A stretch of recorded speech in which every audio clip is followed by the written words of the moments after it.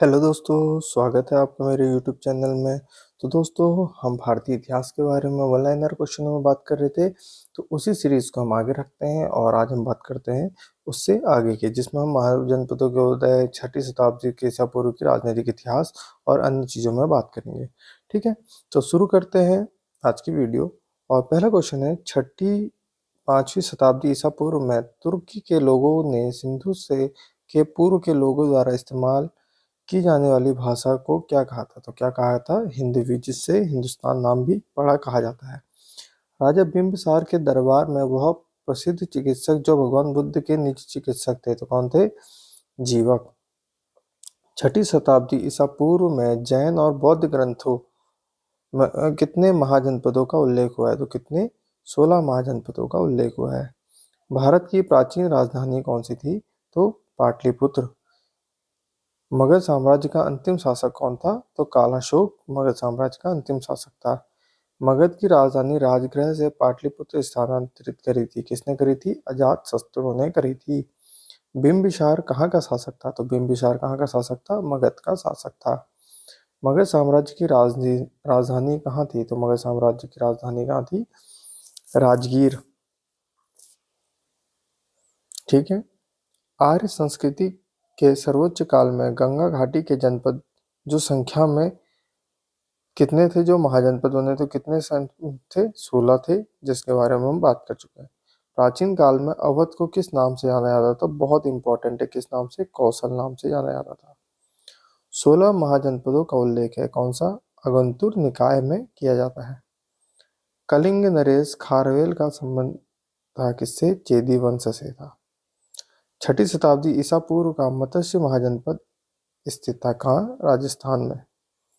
प्राचीन नगर के अवशेष कुम्हराहार स्थल से प्राप्त हुए कहाँ? पाटलिपुत्र से।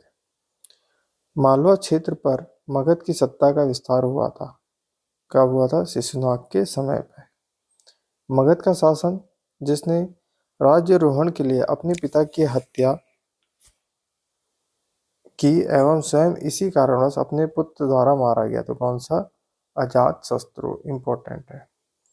मगध का सम्राट, जिसे अपो अपरोप परशुराम के नाम से जाना जाता है, किसे? महापद्मानंद को जाना जाता है। प्राचीन श्रावस्ती का नगर विन्यास आकृति कैसी थी? अर्धचंद्राकार थी। छठी शताब्दी ईसा पूर्व सुक्तिमती राजधानी थी कहाँ की? चेदी वंश की। अभिलिखित साक्ष्य में प्रकट होता है कि नंद राजा के आदेश से एक नहर खोदी थी। कहाँ पर? कलिंग में। उदयन वात्स्वता की दंत कथा संबंधित है किससे? कौशाम्बी से। प्राचीन भारत में मगध साम्राज्य की सबसे प्रारंभिक राजधानी कौन सी थी? पाटलिपुत्र थी।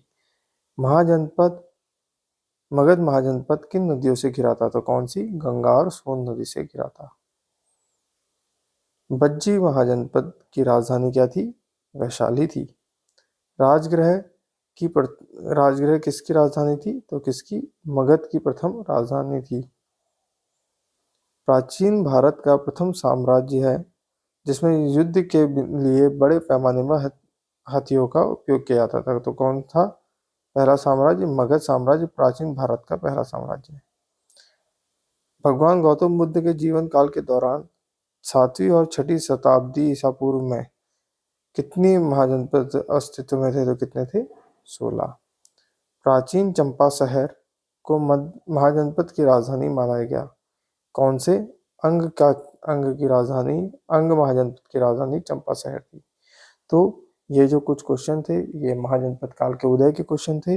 अब हम बात करेंगे आपके मगध काल के उत्कर्ष के क्वेश्चनों की। तो आज की वीडियो में इतना ही। अगली वीडियो में हम बात करेंगे आगे के क्वेश्चनों की।